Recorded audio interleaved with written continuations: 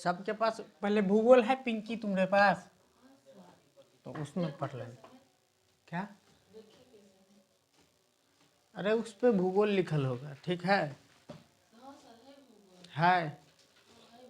चलो ठीक।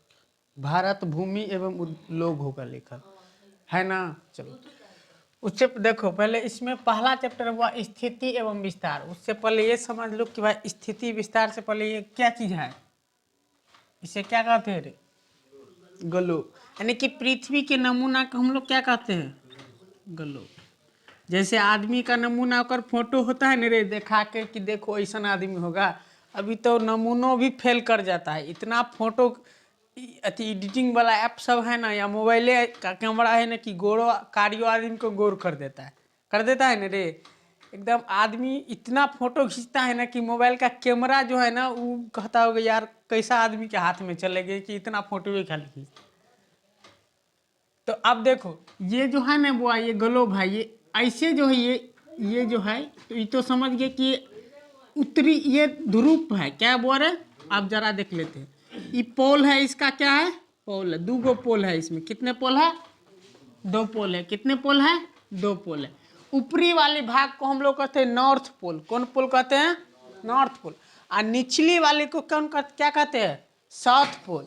और ये एक धुरी है। क्या बोल रहे? धुरी। इस पर ही नच रही है। क्या हो रहा है? नच रही है। लेकिन अब जरा देखो, यहां से ग्लोब पर देखे होंगे कि ऐसे करके कोई रेखा खिंचा रहता है, ऐसे करके रहता है ना, और ऐसे करके। तो देखो जो रेखा उत्तरी और दक्षिणी ध्रुव को मिला देती है उसे देशांतर कहते हैं। क्या कहते हैं? देशांतर। क्या कहते हैं? जो रेखा उत्तरी और दक्षिणी ध्रुव को मिलाते हैं उसे क्या कहते हैं? देशांतर। देशांतर रेखा। कौन रेखा कहते हैं? देशांतर रेखा। अब समझ गया क्या कि जो रेखा उत्तरी और दक्षिणी ध्रुव को मिलाते हैं। देखो स्थिति और विस्तार से पहले इसलिए हम इसको पढ़ाते हैं कि इसमें अक्षांश आता है, देशांतर शब्द आता है। तो पहले अक्षांश और देशांतर जान लिए रहेंगे तब हम लोग ये समझेंगे। इसलिए तो ये क्या है, उत्तरी और दक्षिणी ध्रुव को मिलाने वाली रेखा को क्या कहते हैं? देशांतर रेखा। तो एक नहीं रहते हैं, कितने रहते हैं देशांतर? तो देखो ये पूरा वृत्त की तरह है ना पृथ्वी, तो पृथ्वी गोलोक वृत्त की तरह है ना, तो इस पर कितने वृत्त पर पूरा वृत्त पर केंद्र पर पूरा वृत्त कितने डिग्री का होता है? 360 डिग्री का होता है। कितने डिग्री का? 360 डिग्री की। इसीलिए ये रेखा कितनी होगी? 360 होगा। कितना होगा? माने एक एक डिग्री पर खींचल होगा ये रेखा। कितना डिग्री पर? एक एक डिग्री पर ये रेखा खींचे हुए रहते हैं। जैसे चांद है ना तुम लोग को, तो उसमें देखोगे 360 रेखाएं रहती है। चांद तो तुम्हारा आधा है, तो उसमें 180 रहता है ना, 180 डिग्री, तो 180 रेखाएं खींची होगी ऐसे ऐसे कर। ये याद रहे, समझ गया ना? उसमें गिनती काउंट करके देखना, किसी का बढ़िया चांद होगा ना तो उसमें बताता होगा। तो ये कितने हो गए बुआरे? 360। काय गो होगा? 360 को होगा ऐसे ऐसे रेखा, नहीं बहुत सारे होगा। ज्यादा नहीं करेंगे नहीं तो कचरा हो जाएगा, ठीक है? अब जरा देखो एक रेखा ऐसे भी होगा ना। तो देखो अगर ये उत्तर हुआ, ये दक्षिण, तो ये हो जाएगा पूरब। क्या हो जाएगा? और ये हो जाएगा पश्चिम। क्या हो जाएगा? पश्चिम।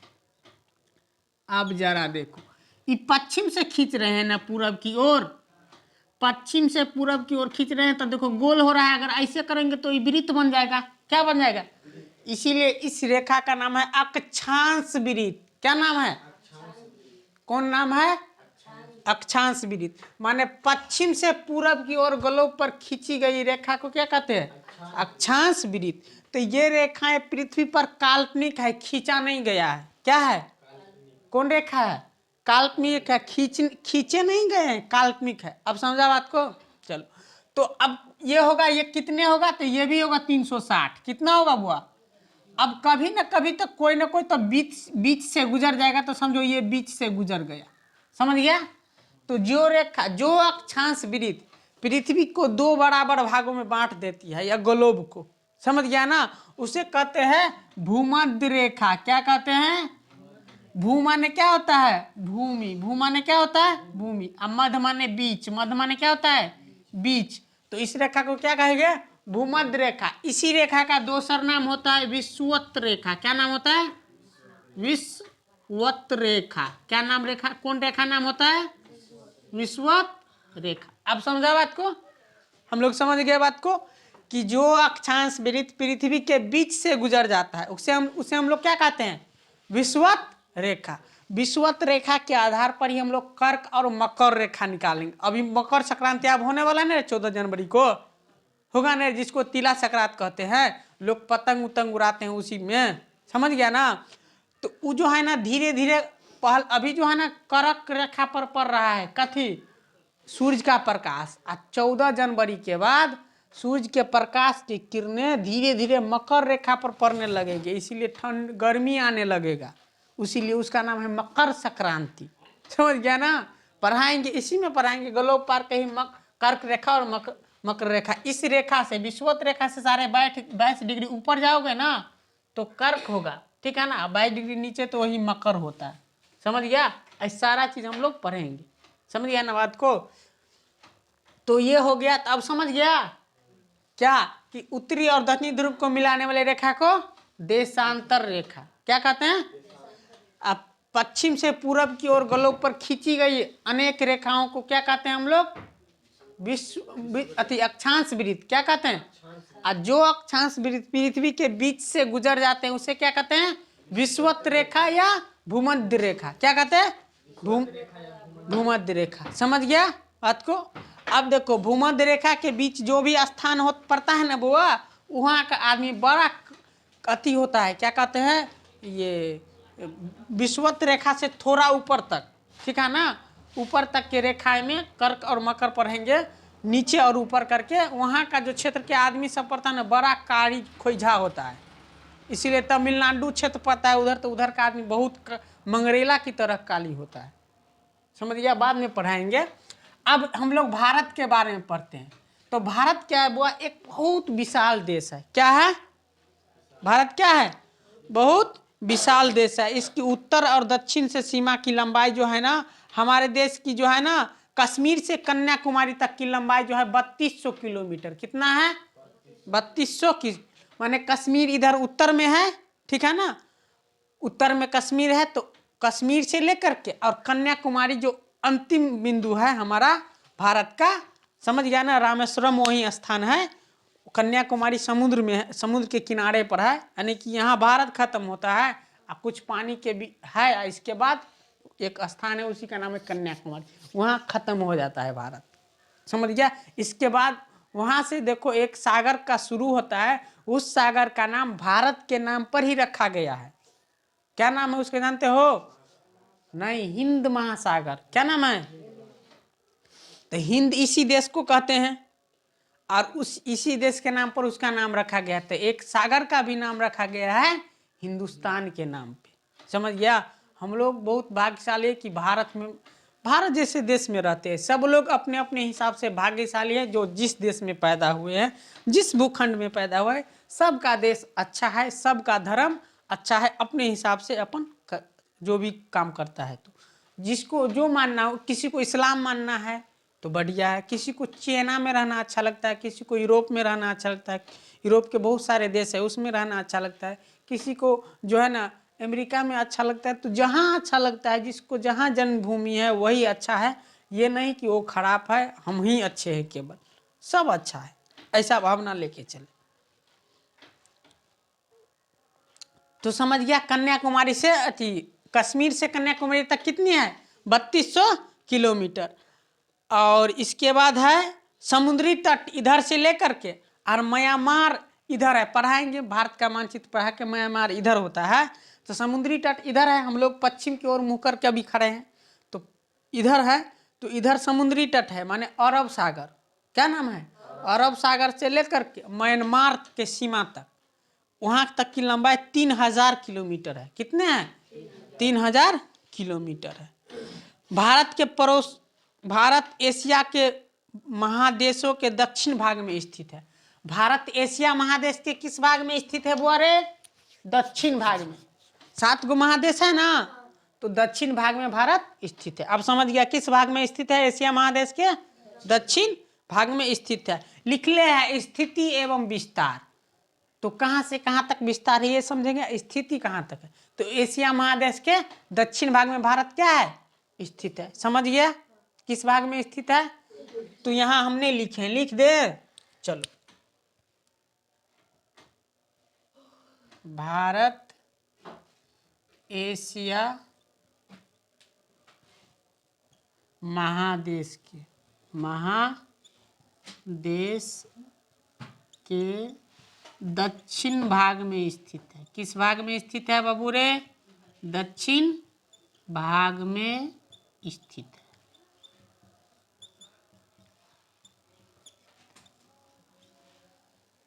देखो भूगोल है, भूगोल छोटा भूगोल है, नमा का भूगोल सब पढ़ते हो ना, कोई भारी भूगोल नहीं है। भूगोल तो भारी है वो बीए का, वहां पढ़ने जाने पर अनेक जो है ना भूगोल बेता का सिद्धांत पढ़ना पड़ता है। बहुत सारे ज्वालामुखी, पर्वत, समतल मैदान, नदी, झील, तालाब, अनेक रंग की मिट्टियाँ, ठीक है ना, पृथ्वी की उत्पत्ति के बारे में, ब्रह्मांड की उत्पत्ति के बारे में, बहुत सारी उत्पत्ति के बारे में उसमें पढ़ा जाता है। ये भूगोल सब नौवां दसवां का भूगोल तो खिलौना है, कुछ नहीं है। जब पढ़ाते हैं ना हम बीए के विद्यार्थी को भूगोल, बीए वाले सबके भूगोल या इतिहास से पढ़ाते तो बहुत भयंकर इतिहास तुम लोग का ठीक ठाक है। फिर सातवां आठवां का अगर शायद इतिहास कोई पढ़ता होगा सातवां आठवां में, तो ओकर ठीक ठाक रहता। क्योंकि हम जब पढ़े थे तब और अभी भी हम कभी कभी उल्टा के उसको पढ़ते रहते, इसलिए कि उसके सिलेबस जो है ना यूपीएससी के सिलेबस से मिलते जुलते हैं। यूपीएससी वाले को जो हिस्ट्री पढ़ाया जाता है वो हिस्ट्री 7-8 में मिलता है, इसीलिए हम कभी कभी उल्टा के पढ़ते रहते हैं। अब ये तो समझ गया देशांतर रेखा अक्षांश वृत्त कितने खींचे जा सकते हैं, 360। कितने अक्षांश वृत्त खींचे जा सकते हैं, 360। वृत्त क्यों कहते हैं, क्योंकि घुमाएंगे तो गोल हो जाएगा वृत्त की तरह ये रेखा, समझ गया ना, इसीलिए क्या कहते हैं वृत्त, अक्षांश वृत्त। अब समझ गया। अब जो अक्षांश वृत्त पृथ्वी के बीच से गुजर जाता है, भूमध्य रेखा या विषुवत रेखा, अब समझ गया। चलो अब भारत के बारे में, तो भारत क्या है, बहुत विशाल देश है। इसकी देखो भारत का मुख्य विस्तार भूभाग का जो है ये 8 डिग्री है। क्या है, 8 डिग्री अक्षांश। कहाँ है, 8 डिग्री अक्षांश, मतलब यहाँ 0 डिग्री इस पर हो जाएगा, इससे ऊपर 8 डिग्री अक्षांश चलेंगे, ठीक है ना। 8 डिग्री अक्षांश 4 मिनट, कितना है रे, 4 मिनट। ये कथी का चिन्ह है, मिनट का चिन्ह है।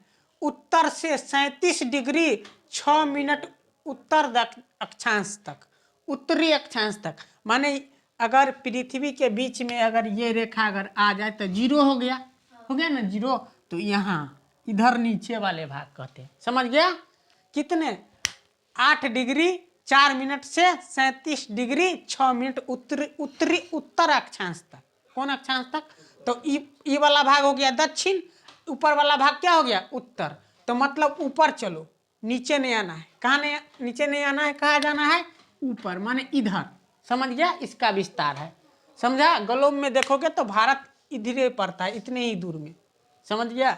चलो अब देखो, एवं 68 डिग्री 7 मिनट, क्या लिखल है, 68 डिग्री 7 मिनट पूर्व से 97 डिग्री 25 मिनट पूर्व देशांतर तक फैला है। देशांतर रेखा ये समझ गया, पूर्व माने इधर की ओर फैलल होगा, समझ गया। कितने से लेकर के 67 डिग्री से लेकर के 7 मिनट तक, कितने तक, 7 मिनट, 67 डिग्री 60 मिनट, इतने तक ये फैला हुआ है। अब देखो 1 डिग्री बराबर कितना होता है जानते हो, वो 4 मिनट। कितना होता है, 4 मिनट। तो पढ़ाएंगे कि अगर हमारे यहाँ 6 बजता रहा तो 6 बजे सूर्यास्त होता है, तो वही गुजरात के कक्ष में जो है ना 7 बजे सूर्यास्त होता होगा, समझ गया।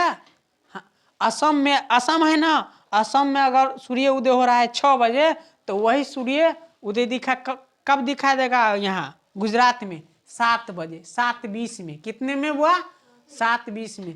क्योंकि बहुत जो अक्षांश का जो है ना एक देशांतर का अंतर हो जाए, क्या किसका अंतर होता है, देशांतर रेखाएं के अंतर होता है, वो बताएंगे 120 मिनट कैसे आते हैं, समझ गया।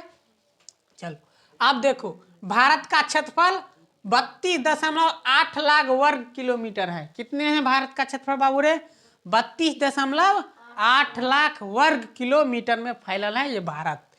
विश्व के कुल भौगोलिक माने भूमि का 2.4% है। कितना है? 2.4%। भारत की स्थलीय सीमा की लंबाई 15,200 किलोमीटर है। स्थल सीमा का मतलब जानते हो ना, जो सीमा दूसरे देश को छूते हैं, तो ऊपर से छूता हुआ आता है पाकिस्तान से लेकर के अफगानिस्तान, ठीक है ना। अफगानिस्तान के बाद एक के बार चलो तिब्बत वाला छू करके चीन को छूते हुए फिर नेपाल को छूता है। नेपाल के बाद किसको छूता है? भूटान को। पड़ोसी देश में भूटान भूल गए, लिख देते हैं। भूटान को, चीन को, भूटान को, इसके बाद म्यांमार को। किसको छूता है? म्यांमार को। इसके बाद आ जाओ बांग्लादेश को। ऐसे करके छूते हैं, समझ गया। तो ये कितने हैं? 15,000 किलोमीटर। अब भारत के मुख्य भूमि की तटीय सीमा जो है ना 6,100 किलोमीटर है। भारत के द्वीपों की तटीय सीमा, द्वीप का मतलब जानते हो ना, जो दूसरे द्वीप का मतलब पानी है ना बउआ, पानी का किनारा वाला है, और उसके बाद द्वीप, उसके बाद पानी के बीच में कहीं टिल्ला है, उसे द्वीप कहते हैं। द्वीप का जो सीमा है ना कुल लंबाई है 7,516.6 किलोमीटर सम्मिलित करते हैं। अब देखो भारत के पड़ोसी देश है नेपाल, पाकिस्तान, अफगानिस्तान, बांग्लादेश, म्यांमार जिसको बर्मा कहते हैं, चीन, श्रीलंका, एगो का नाम भूल गए, यहाँ लिख देते हैं भूटान। क्या है बुआरे? भूटान। भारत के गोद में बसल है भूटान। देखोगे ना तो सिक्किम के पास जो है ना भारत ऐसे उठल है, ऐसे है और फिर ऐसे है, तो यहीं पर भूटान है। समझ गया ना? क्या है? वहीं पर भूटान है। और बांग्लादेश भारत से ही निकला है, पाकिस्तान भी भारत से ही निकला है। आज़ादी से पहले हम लोग पाकिस्तान नहीं थे। आज़ादी से पहले पाकिस्तान नहीं थे, आज़ादी के बाद पाकिस्तान हुआ है। पाकिस्तान जो है ना बनाया है मोहम्मद इकबाल, मोहम्मद बंकी चंद चटर्जी। और पाकिस्तान शब्द का जो प्रयोग किया था ना पहली बार बाबू, वो था चौधरी रहमत अली। क्या नाम था? चौधरी रहमत अली। और पाकिस्तान का मांग जो की थी वो मोहम्मद जिन्ना था। क्या था? जिन्ना। मुस्लिम लीग ने पाकिस्तान के, मुस्लिम लीग के जितने भी मेंबर थे ना वो सब पाकिस्तान का मांग कर रहे थे। पढ़ाएंगे हिस्ट्री में बातें क्या थी जो पाकिस्तान की मांग हुई।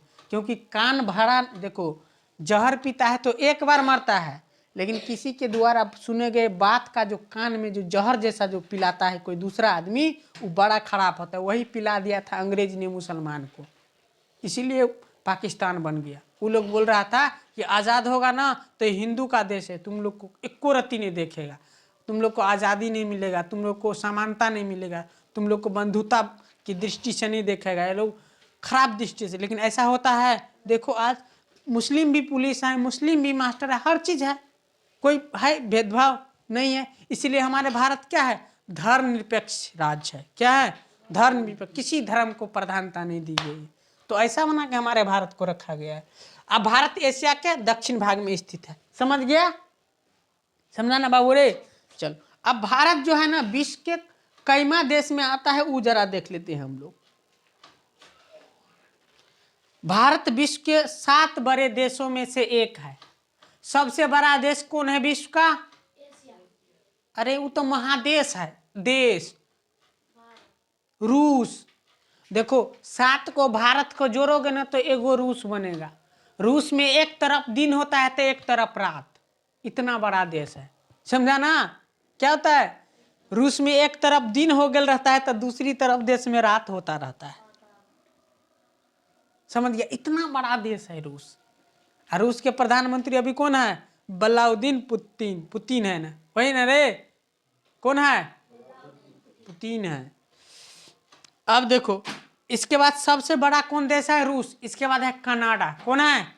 कनाडा। इसके बाद है चीन, तब है यूएसए। यूएसए। देखो हम सब देश का नाम लिखते हैं। पहला देश कौन है? तो रूस। सबसे बड़ा देश कौन है? रूस। इसके बाद कौन है? कनाडा। कौन है? कनाडा। ठीक। इसके बाद तीसरा कौन देश है? चीन है। कौन है बाबू रे? चीन। इसके बाद कौन है? चौथा यूएसए। कौन है? United state America. समझ गया? यूनाइटेड स्टेट अमेरिका, जिसको अमेरिका कहते हो। इसके बाद है ब्राजील। कौन है बुआ रे? ब्राजील। 5 गो हो गया। छठा में हो गया ऑस्ट्रेलिया। कौन है बोरे? ऑस्ट्रेलिया। इसके बाद 7वां में हमारा कौन है? भारत। कौन है बोरे?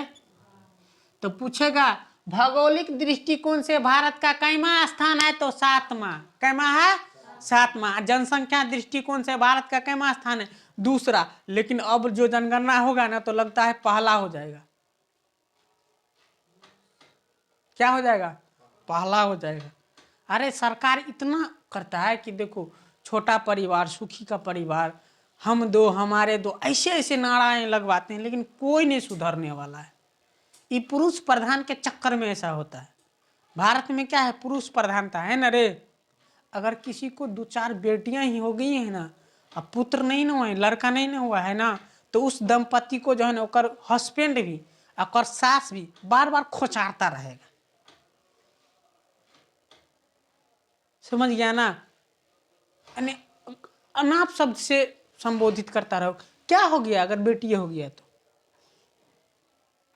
बेटी हो गया तो क्या होगा? बेटी औरत है कि पेट से ना बेटा भी पैदा लेता है, तो हो गया तो क्या हो गया? अगर किसी का बेटा नहीं हो तो उसका सास उसको जीने नहीं देता है रे। भारत में ऐसा है। भारत में खास करके बिहार वाला क्षेत्र में, मिथिला क्षेत्र में, मधुबनी जिला में, ये लोग सुधरने वाला कभी नहीं। ये लोग कुत्ता के नंगर हो चुका है। कुत्ता का नंगरी है ना, कभी नहीं सोच होता है। वैज्ञानिक लोग पैप में घुसा के रखा कुछ दिन तक कि शायद सोच हो जाए, जेनेटिक प्रभाव पर आया। लैमार्क की तरह। लैमार्क क्या कहा है जानते हो? विकासवाद के सिद्धांत में कि अगर जिस चीज को जितना प्रयोग करोगे ना वो अंग उतना विकसित होगा। उदाहरण में वो जिराफ बताया था कि जिराफ का गर्दन छोटा था। हाँ, अब जो जब खाना नहीं मिला ना तो गर्दन ऊपर करके खाना ताकने लगा तो गर्दन उसका लंबा हो गया। वास्तव में बहुत बड़ा गर्दन है उसका, जिराफ के बहुत बड़ा गर्दन है।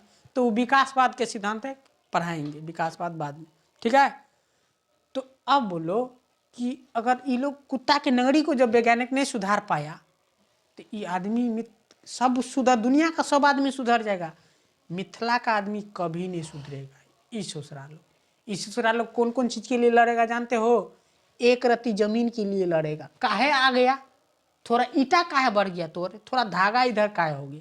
इसके लिए लड़ेगा। इसके बाद ठीक है ना, जात के लिए लड़ेगा, हमारा जाति को तू क्या कह दिया, ठीक है ना। इसके बाद धर्म के लिए लड़ेगा, ठीक है ना। इसके बाद छोटे छोटे बात पर मार काट चालू कर देगा। ये लोग सुधरने वाला नहीं है। यानी कि पढ़ल लिखल आदमी भी झगड़ा कर लेता है। अब किसको समझाओगे?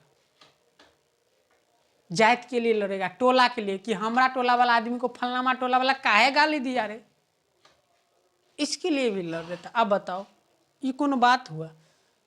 लोग काले गोरे से भेद करता है। अभी भी ब्याह करेगा ना तो लोग करिक्का गोरका देखता है, लेकिन अब नहीं देखता है। अब मंगरेला की तरह भी लड़का रहता है ना, सरकारी नौकरी है ना तो ब्याह कर लेता है। एगो रोशन चंदू है, रोशन चंदू झंझारपुर का है, वो यूट्यूबर है। पहले इंस्टाग्राम पर बनाते थे वीडियो, अब यूट्यूब पर भी बनाते हैं वीडियो। यूट्यूब रोशन चंदू उसका नाम है। ओकर एगो शॉर्ट वीडियो एक दिन हम देखे थे, तो एगो माने कि बनाया था, जो भी किया था, लेकिन देखे थे कि मरबा उड़बा नहीं कि स्टेज उस्टेज था। उस पर एगो कारी को खोजर हमरे जैसा लड़का था, ठीक है ना। उससे पूछ रहा था कि इतना सुंदर लड़की से तू कैसे ब्याह कर लिया? तो एकदम तो कहने देना ओकर मुँह था, लेकिन तो काले रोल सरिया के बोला आई एम सरकारी नौकरी, मतलब मुझे सरकारी नौकरी हुआ। तो आजकल के लड़कियां सभी बहलोल है, खुद नहीं पढ़ेगा, सोचेगा कि सरकारी नौकरी वाला लड़का मिल जाए, किसी अन्य पर डिपेंड रहता है। अरे अपने पाँव पर डिपेंड हो जाना, काहे दूसर पर डिपेंड होंगे? होना जरूरी है क्या बात? नहीं ना, खुद पे डिपेंड हो जा, खुद डिपेंड हो जा। सरकारी नौकरी पढ़ लिख के खुद पालो, काहे लड़का वाला दहेज लेगा? कोनो लड़का वाला फ्री में ब्याह कर लेगा, क्योंकि नौकरी के लिए भी सब मरता है, समझ गया ना। तो नौकरी कोई नहीं करेगा, ठीक है ना।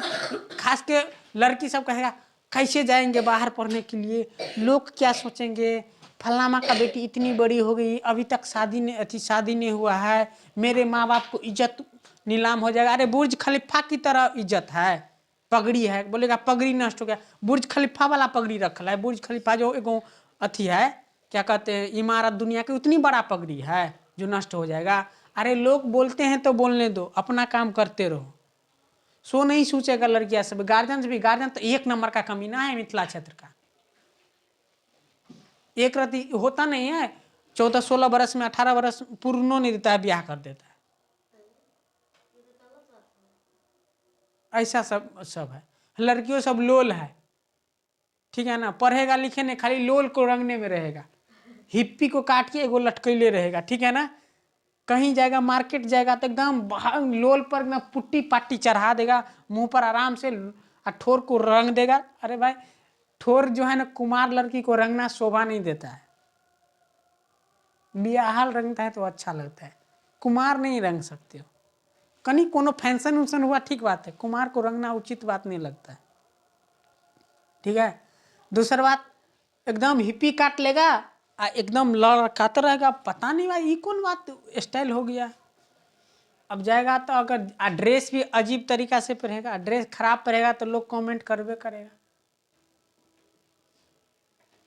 तो ये बात है, इसीलिए नहीं सुधरने वाले हैं। तो इसलिए खूब पढ़ा करिए, क्या करिए, लड़का हो या लड़की, खूब पढ़िए, मन लगा के पढ़िए, कोई टेंशन नहीं, केवल पढ़ना है, ये याद रहे हम लोग को। तो अब समझ गया।